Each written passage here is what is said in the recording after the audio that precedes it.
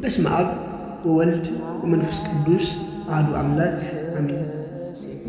ከጎንደር ከተማ በስተሰሜን ምዕራብ የምትገኘው ከጎንደር አብያተ ክርስቲያናት የሆነችው አንዷ ደብረ ፀሐይ ቁስቋም ማርያም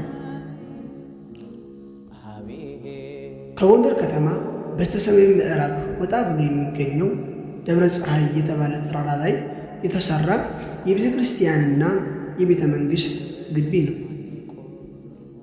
ደብረ ፀሐይ ቁስቋም ማርያም በእቴጌ ምንትዋብ በ1725 ዓመተ ምህረት እስከ 1738 ዓመተ ምህረት ድረስ ተገንብቶ የተጠናቀቀ ሲሆን ዙሪያውን በግንብ የታጠረና በ8 የእንቁላል ግንቦች የተከበበ ነው።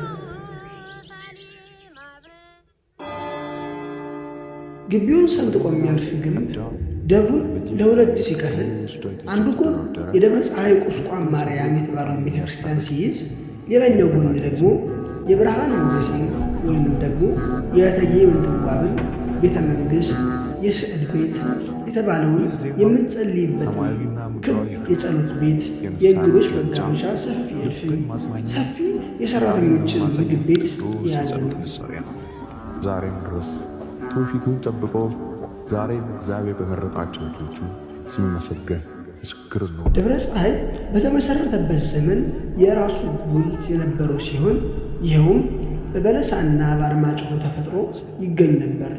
ስለሆነም 260 ቀሳውስት በስሩ ያስተዳድር ነበር።